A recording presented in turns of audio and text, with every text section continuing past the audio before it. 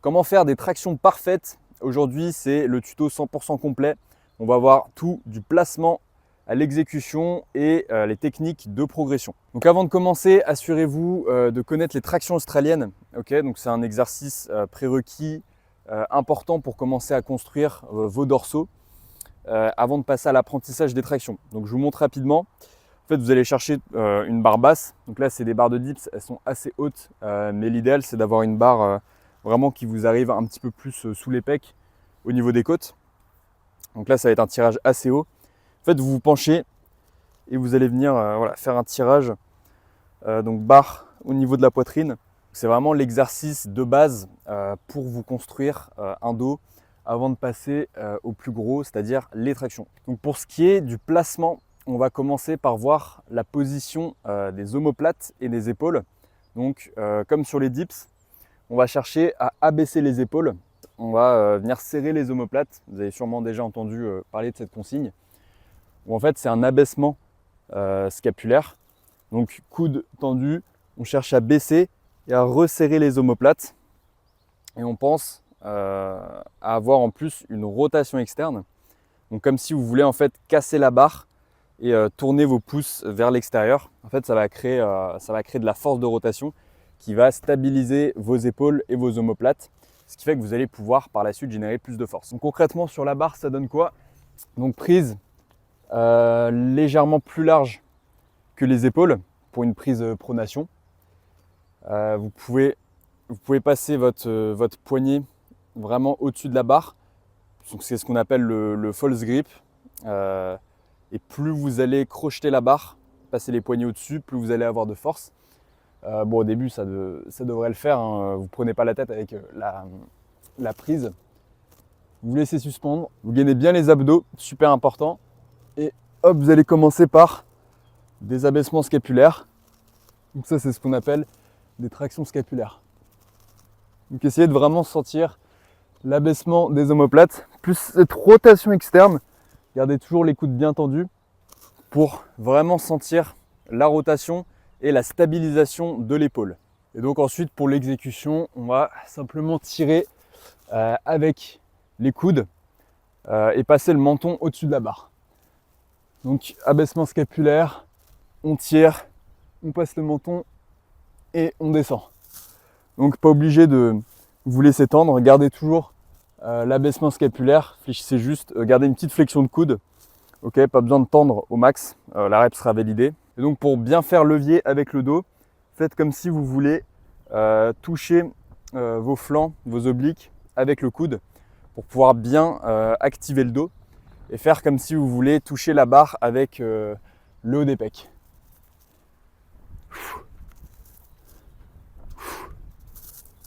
Hop. Donc avant de passer à l'apprentissage de ta première traction, donc avant d'apprendre l'apprentissage des tractions, on va voir la différence entre les différentes prises et les différentes techniques. Donc on va voir évidemment la prise pronation. Donc, pronation, c'est bras devant. Donc, disons que ça va travailler plus les grands dorsaux et les avant-bras. La prise supination, donc qui va venir plus travailler les biceps. Les prises larges et serrées. Donc en gros, plus vous êtes serré, plus ça va bosser le haut du dos et les bras, parce que vous avez en fait plus de flexion de coude. Et plus vous allez écarter la prise, plus vous allez bosser les côtés du dos et moins les bras. Pour ce qui s'agit de la position et du gainage, il y a plusieurs techniques. Il y a soit le dos arché, on va venir vraiment toucher la barre à la poitrine, ce qui va venir bosser plus les trapèzes. Hop, je vous montre. Vous cherchez vraiment à creuser et à taper la barre vraiment au niveau des pecs. Cette prise, elle va travailler plus les trapèzes et l'arrière d'épaule. Et on va avoir le gainage hollow, donc là où on est plus vers l'avant, c'est-à-dire qu'on va engager les abdos, les jambes légèrement vers l'avant et les coudes un petit peu plus rentrés. Ce qui fait qu'on va plus bosser les grands dorsaux et le bas du dos de manière générale. Donc ça donne ça. La différence, c'est vraiment si on reste droit et vers l'intérieur ou si on envoie les coudes vers l'arrière et la barre au niveau de la poitrine. Je reviens vers vous au montage parce que j'ai vu que j'ai oublié de vous parler de la prise marteau ou prise neutre. Donc en fait il y a la prise pronation, main devant, supination, rotation max et neutre en fait où on casse pas le poignet. La différence c'est que comme sur la prise serrée, ça va bosser un petit peu plus les bras, notamment le brachio-radial, le muscle le plus proéminent de l'avant-bras, et le brachial également, le muscle sous le biceps. Donc voilà, niveau activation du dos, il n'y a pas trop de grandes différences avec les prises serrées ou les prises classiques ou supination. Et voilà pour la prise marteau. Donc pour l'apprentissage de vos premières tractions, ce que vous pouvez faire tout du long, c'est utiliser des bandes élastiques. Donc là c'est le moyen le plus facile, donc c'est de se délester du poids tout simplement.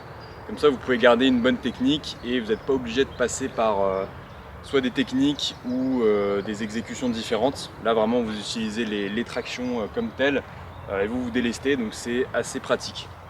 En deuxième, on va avoir les tractions négatives. Donc la négative d'un mouvement, qu'est-ce que c'est? C'est la phase excentrique du mouvement. Donc c'est pas la phase de contraction, c'est-à-dire la phase le plus dure où on va devoir forcer pour monter, mais c'est la phase où on va descendre. Donc en fait, on a toujours plus de force quand on retient une charge que quand on la tire. Donc là, c'est le même principe. Vous vous mettez en position et là, à l'aide des supports ou d'un saut, en fait, vous venez sauter. Vous êtes en haut et en fait vous retenez la descente et ainsi de suite. Et vous pouvez faire des séries comme ça, hop, vous sautez. Vraiment le but c'est de retenir la descente le plus possible. Et enfin en troisième, c'est de continuer de bosser les renforts classiques inférieurs aux tractions, c'est-à-dire les tractions australiennes, où là vous avez directement vos pieds comme support. Et donc c'est bien plus facile, vous pouvez les bosser en série et ça va beaucoup vous aider pour débloquer votre première traction. Donc quelques erreurs courantes à éviter en traction. On va avoir tout d'abord l'hyperextension de la nuque, donc exactement comme sur les dips. Si vous n'avez pas vu la vidéo de l'exécution des dips parfaite, je vous la mets juste ici, allez la voir. Donc en fait c'est vraiment pour valider la répétition, vous allez venir casser la nuque, comme ça pour absolument valider votre répétition. Et même en street lifting, si vous faites du lesté, vous allez voir que vous allez vite rencontrer des contractures et c'est hyper mauvais. Et donc comme sur les dips, on essaye de garder une nuque relativement droite pour éviter toutes les contractures et blessures au niveau des cervicales. Et deuxième erreur la plus courante, c'est le manque de gainage et l'utilisation de l'élan. Alors ici on n'est pas au crossfit, on utilise les tractions pour gagner en force et en muscle, donc on gaine. Donc gainage, c'est pieds légèrement vers l'avant, ventre rentré pour avoir ce gainage. Et surtout vous contrôlez bien de haut en bas.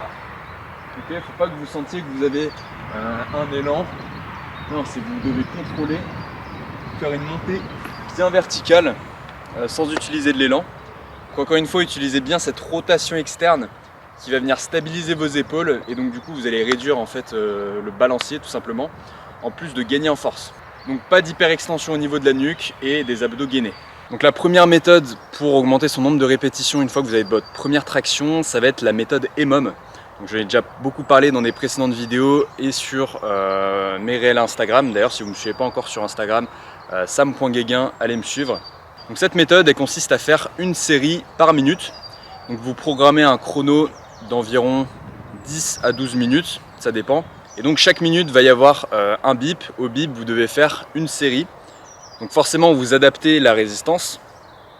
Forcément vous devez adapter l'intensité. Par exemple imaginons vous savez faire 10 tractions. Non alors plutôt on va utiliser, si vous êtes débutant, allez, on va dire que vous faites 5 tractions.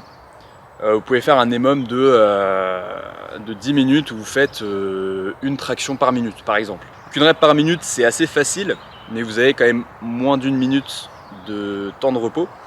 Donc c'est assez intensif mine de rien à tenir. Et ça permet donc de bosser son endurance de force en un temps record. Deuxième technique, quand vous commencez vraiment à progresser, je dirais quand vous avez minimum une dizaine de tractions propres, vous pouvez commencer à vous lester. Si vous voulez vraiment gagner en force et en muscle, donc vous pouvez commencer avec 5 kg, aussi en méthode EMOM, si vous voulez pareil gagner du temps ou si vous avez d'autres exercices dans votre séance. ou en série classique, en protocole de force assez classique de 3x3 par exemple, 4x4, 5x5, ça marche aussi très bien. Cherchez pas à vous compliquer la vie, il y a énormément de méthodes, mais ce qui fonctionne c'est vraiment la surcharge progressive, ce qui fait de soit progresser en répétition ou soit progresser en charge, c'est le plus important. Et en dernier, ça va être le fait de varier les prises et le matériel. Donc, par exemple, si vous avez l'habitude de bosser en pronation, ça peut être intéressant de faire un cycle où vous bossez en supination ou en prise marteau, mais également utiliser des supports différents comme les anneaux. Les anneaux, pareil, j'en ai déjà parlé sur les dips, mais c'est super intéressant parce que ça va vous rendre instable et donc ça va vous bosser plus la stabilité, ce qui va vous permettre d'être plus fort et plus résilient. Donc c'était tout pour aujourd'hui, j'espère que ça t'a plu. Mets-moi toutes tes questions en commentaire et si tu ne l'as pas déjà fait, je t'invite à visionner mon guide offert sur la création de programmes. Donc je te montre de A à Z comment est-ce que je crée une programmation d'entraînement. Donc on va de l'élaboration des objectifs jusqu'à la séance en elle-même et les méthodes utilisées. Je te mets le lien en description. Et pour ceux qui veulent aller encore plus loin, je vous propose un appel de coaching gratuit de 30 minutes où je réponds à toutes vos questions. En attendant, prends soin de toi, c'était Sam, ciao.